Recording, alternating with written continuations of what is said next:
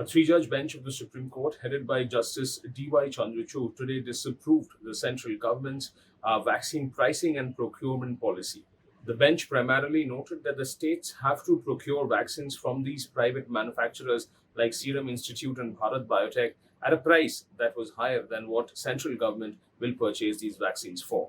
Primarily, the bench was of the view that when AstraZeneca can provide vaccines at a lower price to the citizens of the United States of America, then why does the Indian citizens have to pay a sum total of about 400 or 300 for each dose of vaccine, whereas the government of India will be procuring the vaccines for rupees 150 per dose. The bench even remarked that the central government should consider adopting the policy of the national immunization policy, under which the central government purchases the entire bulk of vaccines from the manufacturers and thereby allocates these vaccines to the different states.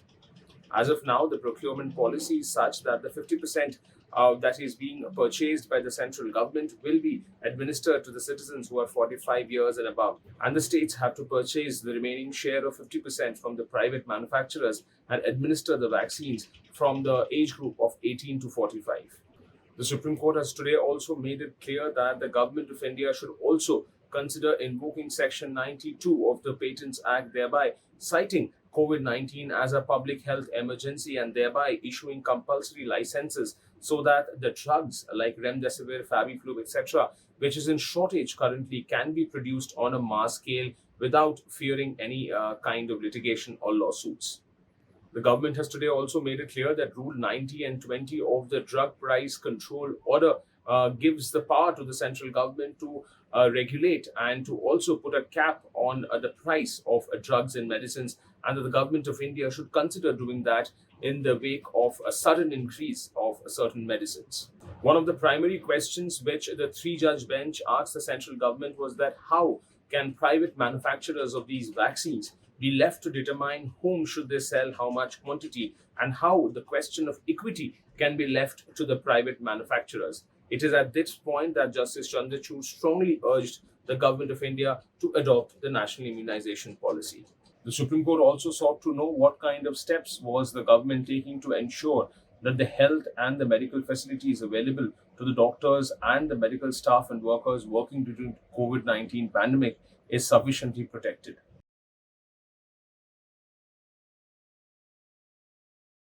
Shortly after, certain state governments issued statements such as if unverified claims and statements of oxygen shortage, etc., is cited on social media, then that person will have the risk of losing their property as the NSA will be invoked against them. Following which, today's Supreme Court three-judge bench led by Justice D.Y. Chandrachud in unequivocal terms has stated that if any kind of grievance is addressed on a social media, especially with regard to COVID-19 difficulties such as oxygen cylinder shortage or medicine shortage, etc., then that information cannot be treated prima facie as wrong. The Supreme Court today clarified that such information on social media airing grievances regarding the shortage of oxygen cylinders or medicines cannot be treated as wrong information per se, and that any kind of clampdown on such informations would be treated as a clampdown on information in general, and that such state governments will be in contempt of the Supreme Court of India. Justice Chandrachud added that let a strong message go to the Director General of Police of states regarding this. He also stated that the clampdown on information was contrary to the basic precepts.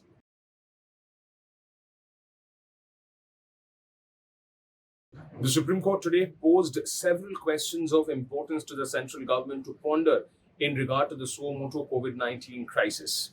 In fact, at one point, Justice D.Y. Chandrachud went on to ask the Solicitor General that what difference in supply of oxygen would be there from today, that is Friday, till the next Monday, and that if certain directions were not passed by the central government, then about 500 deaths would be on the hands of the Supreme Court of India.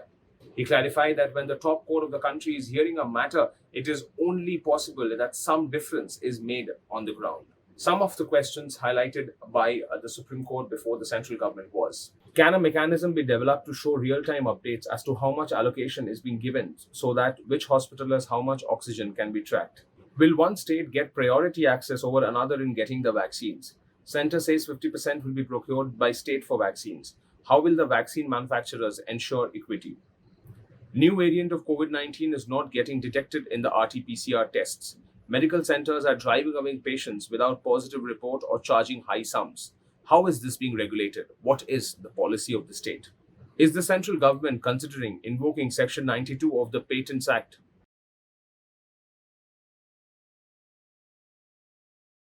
A Justice A.M. Khanwilkar-led bench today heard a couple of petitions seeking to postpone the UP Gram Panchayat elections due to the second surge of COVID-19.